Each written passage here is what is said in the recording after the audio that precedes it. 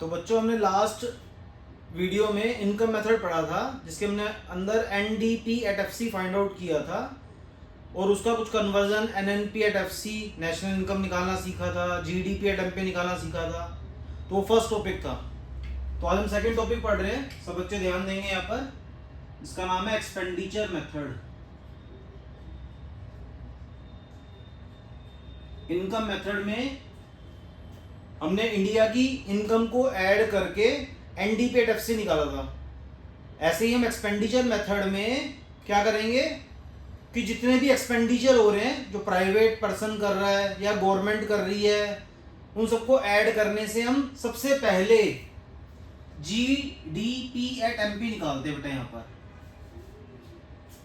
ठीक है, तो GDP@MP निकालने के लिए सबसे पहला कंपोनेंट ढूंढना है आपको, प्राइवेट फाइनल कंजम्पशन एक्सपेंडिचर। ये सारे नाम होना जरूरी नहीं है बच्चों, सिर्फ एक्सपेंडिचर दिखाई दे आपको और प्राइवेट दिखाई दे तो सफिशिएंट है। बीच का वर्ड फाइनल होना जरूरी नहीं है, कंजम्पशन होना जरूरी नहीं है। ये पहला कंपोनेंट है हमारा, प्राइवेट फाइनल कंजम्पशन एक्सपेंडिचर। ठीक है, इस प्राइवेट को हम पर्सनल के नाम से भी जानते हैं। पर्सनल एक्सपेंडिचर हो तब भी एक ही मतलब है, और हाउस होल्ड एक्सपेंडिचर हो तब भी एक ही मतलब है। कोई किसी का पार्ट नहीं, अगर तीनों दिखाई दे रहे तीनों को ऐड करना है आपको। ठीक है, प्लस ये प्राइवेट पर्सन का खर्चा हुआ, plus government final consumption expenditure. Government के खर्चे होते हैं बेटा, जब गवर्नमेंट हमारे लिए फ्लाईओवर बनाती है, पार्क बनाती है, सड़क बनाती है, तो ये सब हमारे गवर्नमेंट एक्सपेंडिचर के अंडर आते हैं। गवर्नमेंट के खर्चों में कोई डिपार्टमेंट का एक्सपेंस दिया हो तो वो भी ऐड करना है, या नॉन डिपार्टमेंट का कोई एक्सपेंस दिया हो तो वो भी ऐड करना है।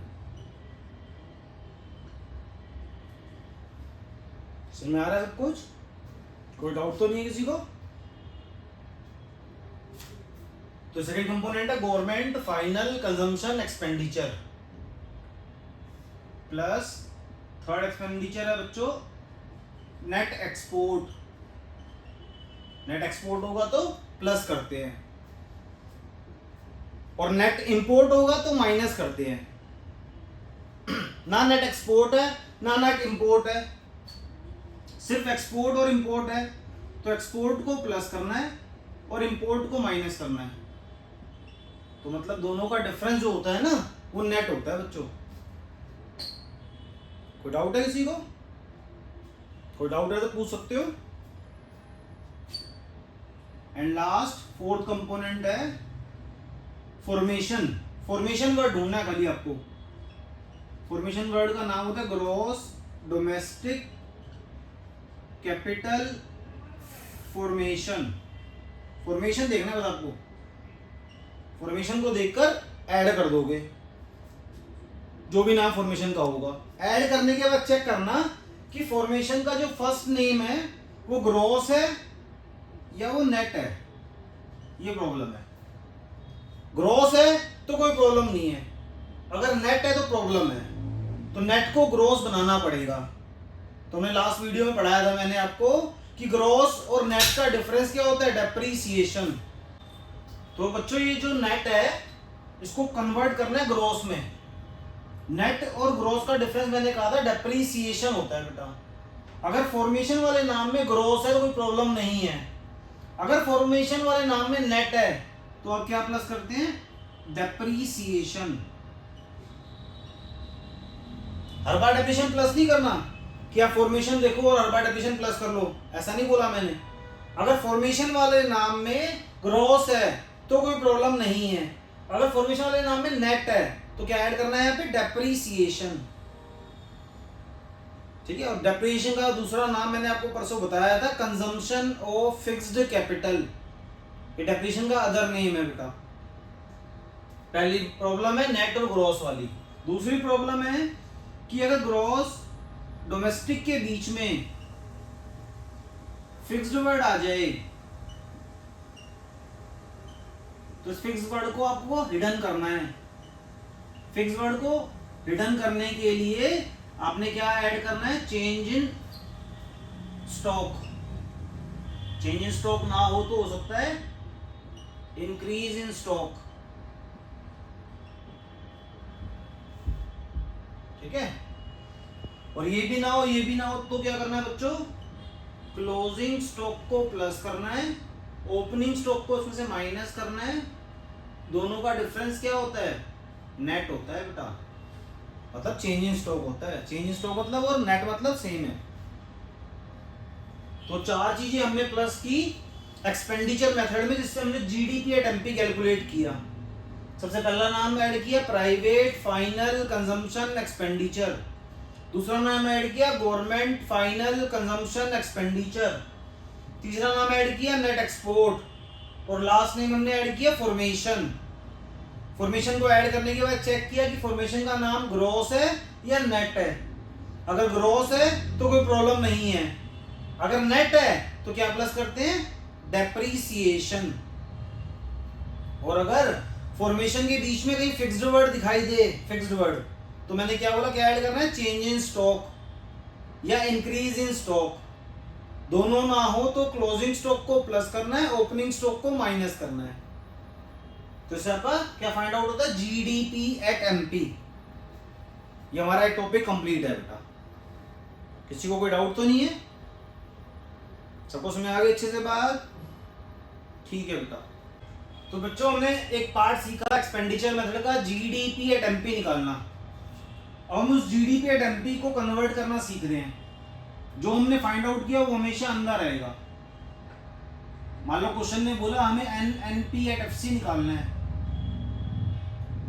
तो जो फर्स्ट नेम जी होता है उसका मतलब ग्रॉस होता है, अगर फर्स्ट नेम एन होता है तो उसका मतलब नेट होता है। ग्रॉस हमेशा बड़ा अमाउंट होता है, नेट हमेशा छोटा अमाउंट होता है बेटा। तो मैं बड़ी वैल्यू पे हूँ तो छोटी वैल्यू पे जाना है, बड़े से छोटे पे जाने के लिए मुझे कुछ माइनस करना पड़ेगा। क्या माइनस करना पड़ेगा, डेप्रीसिएशन, जिसका दूसरा नाम होता है कंजम्पशन ऑफ फिक्स्ड कैपिटल।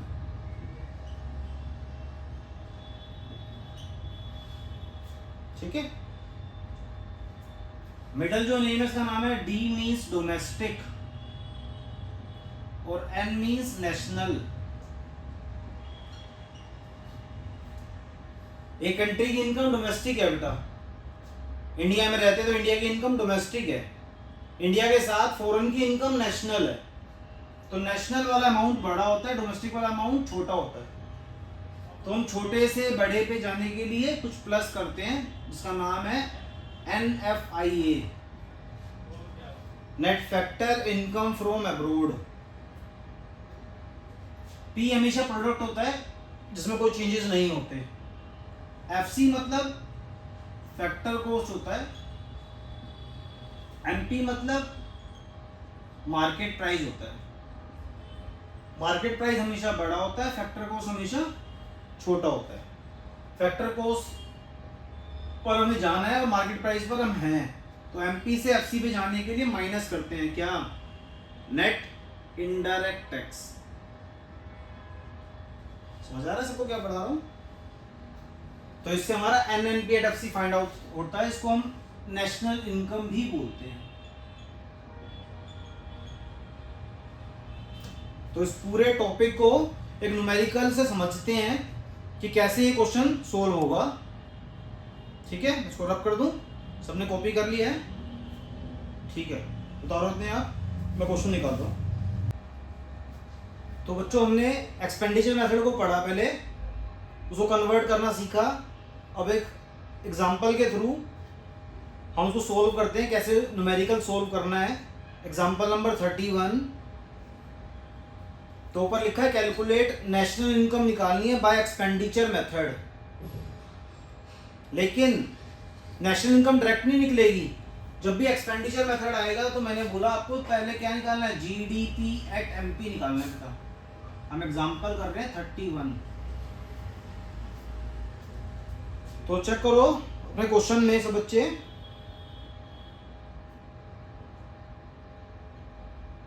अब क्वेश्चन में फर्स्ट पॉइंट में दिया private final consumption expenditure, first number है हमारा component, private final consumption expenditure. इसका अमाउंट चेक करो अपनी बुक में से बच्चे, कितना है बेटा 350, ठीक है। सेकंड कंपोनेंट क्या था हमारा, government final consumption expenditure, check करो अपनी बुक में से बच्चे, गवर्नमेंट फाइनल कंजम्पशन एक्सपेंडिचर कितना है बेटा, श्रेया बोलो कितना है बेटा, रोहित 100 रुपीज है, ठीक है, सबको आ रहा है इसमें। फिर चेक करना है बेटा सब बच्चों को net export, directly net export नहीं है, मैंने क्या कहा था, डायरेक्टली नेट एक्सपोर्ट ना हो तो एक्सपोर्ट को प्लस करना और इंपोर्ट को माइनस करना। चेक करो एक्सपोर्ट का अमाउंट कितना है बेटा 10, सबको दिखाई दे रहा है, और इंपोर्ट का अमाउंट कितना है बेटा 20, ब्रैकेट मींस माइनस, ये नेट एक्सपोर्ट हो गया, थर्ड कंपोनेंट है ये। फिर कुछ नहीं देखना है कि किस नाम में फॉर्मेशन है लास्ट में, थर्ड नंबर देखो फॉर्मेशन है बेटा, जैसा भी नाम दिया सेम कॉपी कर दो, gross domestic fixed capital formation, सबको आ रहा है समझ, कोई डाउट है तो पूछ सकते हो। तो फॉर्मेशन वाला नाम 70 है बेटा। फॉर्मेशन को लिखने के बाद क्या करना है कि पहला नाम चेक करना है ग्रॉस है या नेट है, ग्रॉस है तो कोई प्रॉब्लम नहीं है, अगर नेट होता तो क्या ऐड करते हैं हम यहाँ पर डेप्रीसिएशन, लेकिन अभी रिक्वायर्ड नहीं है क्योंकि यहाँ पे ग्रॉस की है, नेट होता तो ऐड करते डेप्रीसिएशन। एक प्रॉब्लम है कि यहाँ पे फिक्स्ड वर्ड है बेटा, मैंने बोला फिक्स्ड वर्ड को हटाने के लिए क्या प्लस करना है, change in stock, change in stock देखो डायरेक्ट नहीं है, मैंने बोला अगर चेंज इन स्टॉक ना हो तो क्लोजिंग स्टॉक को ऐड करना और ओपनिंग स्टॉक को माइनस करना। सब बच्चे अपनी बुक में देखो कहां पर है सब चीजें, क्लोजिंग स्टॉक आपका 6 नंबर पे है 25, और ओपनिंग स्टॉक आपका 4th नंबर पे है 15, माइनस में ऐसे माइनस में आएगा, ब्रैकेट मतलब माइनस, टोटलिंग करते हैं तो 350 और 100 450, 450 और 10 460, एक्सपोर्ट देख लो एक बार, एक्सपोर्ट हमारा ठीक लिखा है हमने 10, ठीक है, 460 प्लस 70 प्लस 25 95 हो गया, उसमें से 35 को माइनस कर दिया बेटा, तो 520 आ गया, क्या आ गया ये GDP एट MP आ गया ₹520। मैंने कहा था चेक करना कि जो क्वेश्चन है वो लाख की फॉर्म में या करोड़ की फॉर्म में होगा बेटा, देख रहे हो करोड़ की फॉर्म में है तो हमारा करोड़ आ गया बेटा, ये GDP एट MP आ गया बच्चों। ये क्वेश्चन कंप्लीट नहीं हुआ, ये हाफ क्वेश्चन हुआ है जिसके हमें 3 मार्क्स मिलते हैं। अब इसको कन्वर्ट करना है नेशनल इनकम में, नेशनल इनकम मतलब NNP एट FC में, हमने निकाला क्या GDP एट MP, तो मैंने अब क्या बोला, अगर ग्रॉस से हम नेट पे जाते हैं तो डेप्रीसिएशन को रिड्यूस करते हैं, डोमेस्टिक से नेशनल पे आते हैं तो हम कुछ ऐड करते हैं NFIA, और MP से FC पे जाते हैं तो MP बड़ा है तो माइनस करते हैं net indirect tax, values put up करते हैं, तो GDP आया हमारा 520। डेप्रीसिएशन चेक करो क्वेश्चन में बच्चों, डेप्रीसिएशन ना हो तो कंजम्पशन ऑफ फिक्स्ड कैपिटल होगा जो 9th नंबर पे है जिसका अमाउंट है 10।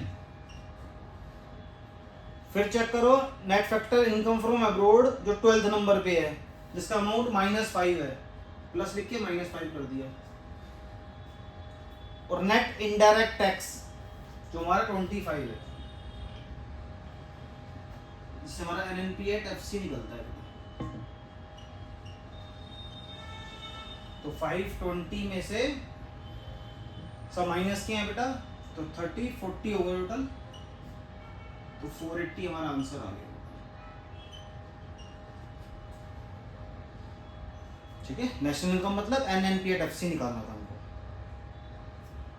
और इनकम मेथड एक्सपेंडिचर मेथड का आंसर ऑलवेज सिमिलर आता है बेटा, जितना आंसर इनकम मेथड से आएगा उतना ही एक्सपेंडिचर से आएगा। ये पहचान है कि क्वेश्चन हमने सही किया है या गलत किया। तो टॉपिक हमारा कंप्लीट हो गया है। अब आपको कोई भी प्रॉब्लम होगी तो आप मुझे कमेंट करेंगे, मैं आपकी प्रॉब्लम को नेक्स्ट वीडियो में सोल्व करूंगा बेटा। ठीक है, ऑल दी बेस्ट।